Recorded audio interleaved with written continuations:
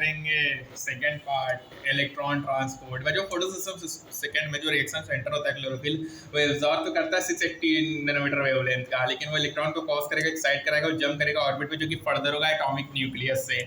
और बच्चों ये जो इलेक्ट्रॉन्स होते हैं ये पिक्ड होते हैं इलेक्ट्रॉन एक्सेप्टर से, जो कि पास होता है इलेक्ट्रॉन ट्रांसपोर्ट से भैया। और यहाँ पे सिस्टम होता है, इसमें साइटोक्रोम होता है बच्चों। यहाँ फिगर 13.5 में आप Z scheme of light reactions देख सकते हैं बच्चों। जो मूवमेंट होता है इलेक्ट्रॉन्स का डाउन हिल होता है बच्चों, ऑक्सीडेशन रिडक्शन या रिडॉक्स पोटेंशियल स्केल्स के टर्म्स में बच्चों। इलेक्ट्रॉन्स जो होता है वो यूज नहीं होता है, वो पास होता है इलेक्ट्रॉन ट्रांसपोर्ट चेन से और पास होता है पिगमेंट फोटो सिस्टम फर्स्ट से। और साथ ही साथ जो इलेक्ट्रॉन जो रिएक्शन सेंटर फेज फर्स्ट में होते हैं वो भी एक्साइट होते हैं जब वो रिसीव करते हैं red light of wavelength 700 nanometer और ट्रांसपोर्ट होते हैं अनदर एक्सेप्टर मॉलिक्यूल जिसके ग्रेटर रिडॉक्स पोटेंशियल होती है। और बच्चों ये इलेक्ट्रॉन्स मूव होते हैं डाउनहिल, और ये इस टाइम जो मॉलिक्यूल होता है एनर्जी रिच NADP+ होगा, और साथ ही साथ बच्चों इलेक्ट्रॉन रिड्यूस हो जाता है NADP+ को NADPH और H+ में। और ये जो होल स्कीम होता है बच्चों, ट्रांसफर ऑफ इलेक्ट्रॉन स्टार्ट होता है PS सेकंड से up to the acceptor down to the electron, और ट्रांसपोर्ट चेन होता है PS1 में एक्साइटेशन ऑफ इलेक्ट्रॉन होता है और ट्रांसफर होता है अनदर एक्सेप्टर का, और फाइनली डाउन हो जाता है NAD+ रिड्यूसिंग में। इसी को बच्चों अपन जेड स्कीम कहते हैं क्योंकि इसकी कैरेक्टरिस्टिक शेप होती है।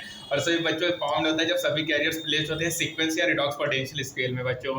ये शेप जो होता है तभी फॉर्म होता है जब सभी कैरियर्स कहाँ प्लेस होंगे, sequence on redox potential scale में बच्चों। अब बात करेंगे स्प्लिटिंग ऑफ वाटर के बारे में। तो देखो बच्चों कैसे यहाँ पे क्वेश्चन होता है कि PS सेकंड सप्लाई करता है इलेक्ट्रॉन कंटीन्यूअसली, तो इलेक्ट्रॉन जो कि मूव होता है बच्चों PS सेकंड में वो रिप्लेस होता है। ये अचीव होता है इलेक्ट्रॉन्स अवेलेबल होगा क्योंकि स्प्लिटिंग ऑफ वाटर होगा बच्चों। जो स्प्लिटिंग ऑफ वाटर होगा एसोसिएट होगा PS सेकंड में वाटर स्प्लिट होगा 2H+ ऑक्सीजन और इलेक्ट्रॉन्स में। और यहाँ पे जो ऑक्सीजन एक नेट प्रोडक्ट होता है फोटोसिंथेसिस का। जो इलेक्ट्रॉन रिप्लेस होते हैं ना बच्चों, रिपीटर फोटो सिस्टम फर्स्ट वो प्रोवाइड हो जाते हैं फोटो सिस्टम सेकंड के द्वारा। बच्चों यहाँ पे देखिए वाटर स्प्लिट हो रहा है 4H+ O2+ पर इलेक्ट्रॉन है, और यहाँ पे जो वाटर स्प्लिटिंग कॉम्प्लेक्स बच्चों ये एसोसिएट होता है PS सेकंड से, जो कि इस लोकेटेड होता है inner side of the membrane of the thylakoid. तो बच्चों यहाँ पे क्वेश्चन आ सकता है बच्चे कि वाटर स्प्लिटिंग कॉम्प्लेक्स किससे एसोसिएट होता है बच्चों, तो याद रखिए PS सेकंड होता है, लोकेटेड होगा inner side of the membrane of the thylakoid. और बच्चों यहाँ पे क्वेश्चन पूछ रहा है कि प्रोटॉन्स और O2 जो फॉर्म्ड होते हैं वो कहाँ रिलीज किया जाता है, ल्यूमेन में कि outer side of the membrane बच्चों। ये क्वेश्चन से आगे देखेंगे बच्चों, लेकिन इसका आंसर याद रखिएगा ल्यूमेन में बच्चों। ठीक है बच्चों, अब बात करेंगे बच्चों साइक्लिक और नॉन साइक्लिक फोटोफॉस्फोराइलेशंस के बारे में। बच्चों लिविंग ऑर्गेनिज्म के पास कैपेबिलिटी होता है एक्सट्रैक्ट करता है एनर्जी को ऑक्सीडाइजेबल सब्सटेंस और स्टोर करता है in the form of bond energy. कुछ बच्चों स्पेशल सब्सटेंस जैसे ATP जो कि इस एनर्जी को कैरी करेगा अपने केमिकल बॉन्ड्स। जो प्रोसेस होता है जिसके थ्रू ATP सिंथेसाइज होता है बच्चों माइटोकॉन्ड्रिया में या क्लोरोप्लास्ट में, उसको फॉस्फोरिलेशंस कहते हैं। बच्चों फोटोफॉस्फोरिलेशन क्या होता है कि ATP बनना ADP से, ATP का सिंथेसिस होना ADP और इनऑर्गेनिक फॉस्फेट से लाइट की प्रेजेंस में।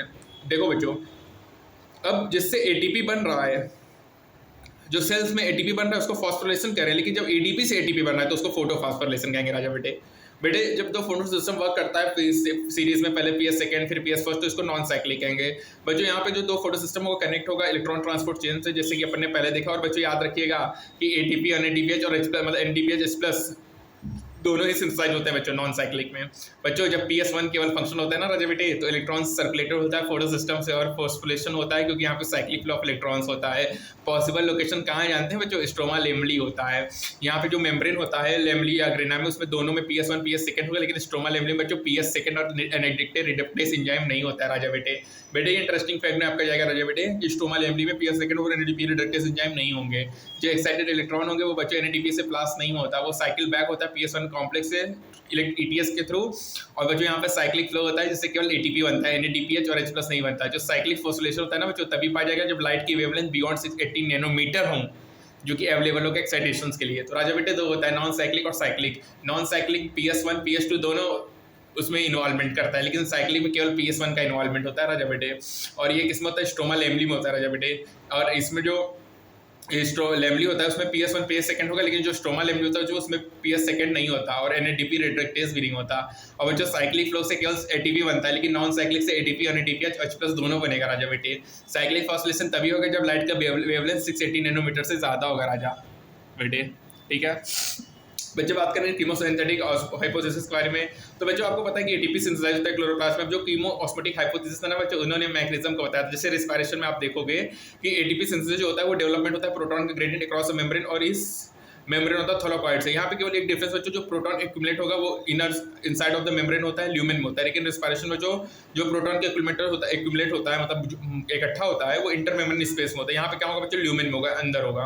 अब बच्चों इलेक्ट्रॉन्स मूव करेगा ईटीएस के थ्रू, ठीक है। अब यहाँ पे अंडरस्टैंड करेंगे कि क्या वजह है जिससे प्रोटॉन ग्रेडियंट बनता है cross the membrane. Upon consider करेंगे प्रोसेस जो कि होता है during activation of electron and transport, determine करेंगे स्टेप जो कि प्रोटॉन ग्रेडियंट को डेवलप करता है। तो पहला रीजन क्या बच्चों, जो पानी स्प्लिट करता है inner side of the membrane, तो प्रोटॉन या जो हाइड्रोजन एटम जो कि प्रोड्यूस होते हैं स्प्लिटिंग वाटर से, वो एक्यूमुलेट हो जाते हैं ल्यूमेन में। पहला रीजन है कि पानी के ब्रेकडाउन से H+ का एक्यूमुलेट होना। दूसरा बच्चों इलेक्ट्रॉन मूव करता है फोटो सिस्टम्स के थ्रू, तो प्रोटॉन्स ट्रांसपोर्टेड होते हैं मेम्ब्रेन्स के थ्रू। अब बच्चों क्या होता है कि जो प्राइमरी एक्सेप्टर होते हैं इलेक्ट्रॉन के, जो कि लोकेटेड होते हैं outer side of the membrane में, वो अपने इलेक्ट्रॉन को ट्रांसफर करते हैं, ना ही केवल इलेक्ट्रॉन कैरियर लेकिन साथ ही साथ वो हाइड्रोजन कैरियर को भी ट्रांसफर करते हैं। तो यहाँ जो मॉलिक्यूल होता है वो रिमूव कर लेता है प्रोटॉन को स्टोमा से, लेकिन इलेक्ट्रॉन के ट्रांसपोर्ट के दौरान। लेकिन जब ये मॉलिक्यूल पास होता है इलेक्ट्रॉन या to the electron carrier inner side of the membrane, तो ये जो प्रोटॉन होता है इनको रिलीज कर दिया जाता है इनर साइड या lumen side of the membrane में, अंदर की तरफ बच्चों इनको रिलीज कर दिया जाता है ल्यूमेन में।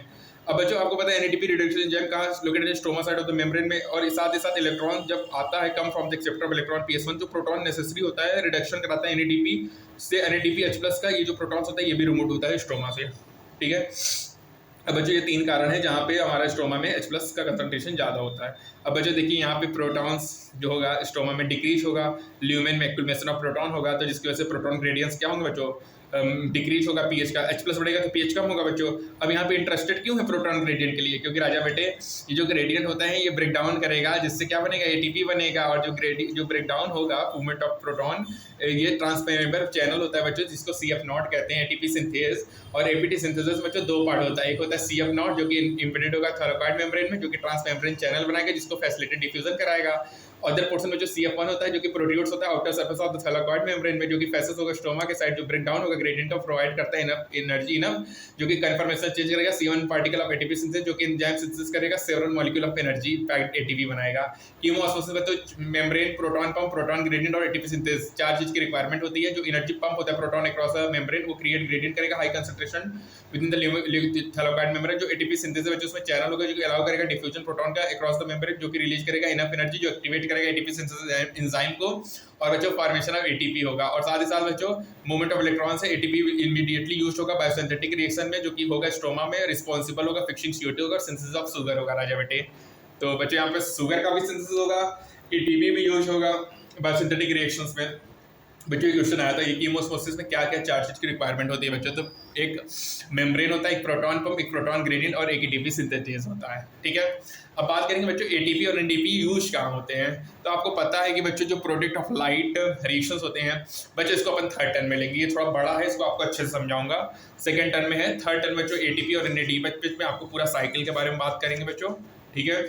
C3 C2 पाथवे के बारे में आपको बात करेंगे बच्चों। इसको 4 पार्ट में करेंगे क्योंकि आपको आराम से बोरियत ना लगे, इसलिए पहले मैं आपको कॉन्सेप्ट के अकॉर्डिंग सिखाना चाहता हूँ। तो बच्चों याद रखिएगा स्प्लिटिंग ऑफ वाटर जो होता है वो एसोसिएट किससे होता है राजा बेटे, PS सेकंड से। कुछ क्वेश्चंस के बारे में बात कर लेते हैं, जितना पढ़े उसमें फ्रेमिंग देख ले जाएगा यार, क्योंकि आपको MCQs आएंगे, आपके CUT में भी काम देगा, आपके नीट में भी काम देगा, आपके बोर्ड एग्जाम में तो आप रीडिंग मतलब कंसेप्ट सीख ही सकते हो, लेकिन CUT वगैरह में, और जो CUT में से 12th आता है बट आपके नीट एग्जाम में या एम्स पैरामेडिकल का पेपर देंगे या नर्सिंग का पेपर देंगे, तो मैं उसमें आपको हेल्प कर सकता है कॉम्पिटिटिव एग्जाम्स के थ्रू। तो मैं उस हिसाब से आपको प्रिपेयर कर रहा हूँ। तो आप एटीपी सिंथेसिस देख लो, NADP रेट बच्चों। एक क्वेश्चन ये बनता है कि NADP रिडक्टेस एंजाइम कहाँ लोकेटेड है, तो stroma side of the membrane में बच्चों, ये याद रखना। और बच्चों प्रोटॉन्स नेसेसरी होता है कि नहीं रिडक्शन कराने के लिए, यस प्रोटॉन्स नेसेसरी होता है बच्चों। और आपको क्या याद रखना है बच्चों, एक याद रखना है कि जो CF0 होगा, CF0 कहाँ होगा, अंदर होगा, CF1 बाहर होगा बच्चों। ये भी क्वेश्चन आता है कि CF0 कहाँ प्रेजेंट होगा, CF1 कहाँ होगा, तो CF0 अंदर होगा, CF1 बाहर होगा बच्चों। और क्वेश्चंस क्या मेरे राजा बेटे ये देख लेना कि एटीपी सिंथेसाइज होता है क्लोरोप्लास्ट में, तो आपको पता ही है। Accumulation of proton, splitting of water बच्चों कहाँ एसोसिएटेड है, PS सेकंड से, जो कि कहाँ लोकेटेड होगा, inner side membrane of the thylakoid से बच्चों। अब बच्चों स्ट्रोमा लेवल में क्या क्या एब्सेंट होता है बच्चों, ये क्वेश्चन याद रखिएगा। PS सेकंड और NADP रिडक्टेस एंजाइम बच्चों। साइक्लिक फ्लो में केवल क्या बनेगा, एटीपी बनेगा। नॉन साइक्लिक फॉस्फोराइलेशन राजा बेटा दोनों बनता है, एटीपी और NADPS दोनों बनता है। और साइक्लिक फ्लोरेसेशन तभी होगा जब लाइट के वेवलेंथ 680 नैनोमीटर से ज्यादा होगा बच्चों, ठीक है। और बच्चों याद रखिएगा जो हमारा रिडॉक्स पोटेंशियल स्केल होता है, जो शेप होता है जेड स्केल, ये शेप तभी फॉर्म होगा जब सभी कैरियर प्लेस्ड होंगे sequence on redox potential scale में, ठीक है, ठीक है बच्चों। तो बच्चों सेकंड पार्ट अपन इतना ही करेंगे, ज़्यादा बोरियत आपको नहीं करेंगे, आपको कॉन्सेप्ट तगड़ा सिखाना है, आपको एक बेहतर डॉक्टर बनना है या बेहतर जो भी आप जिस फील्ड में बायोलॉजी से रिलेटेड काम कर रहे हो। आई होप आपको चीज़ें समझ आ रही होंगी, कोई भी डाउट होगा तो मैं आपको अपडेशन देता रहूँगा, आप लोग अभी इतना करो। तब तक मैं मिलता हूँ नेक्स्ट टर्म में, तब तक के लिए थैंक यू।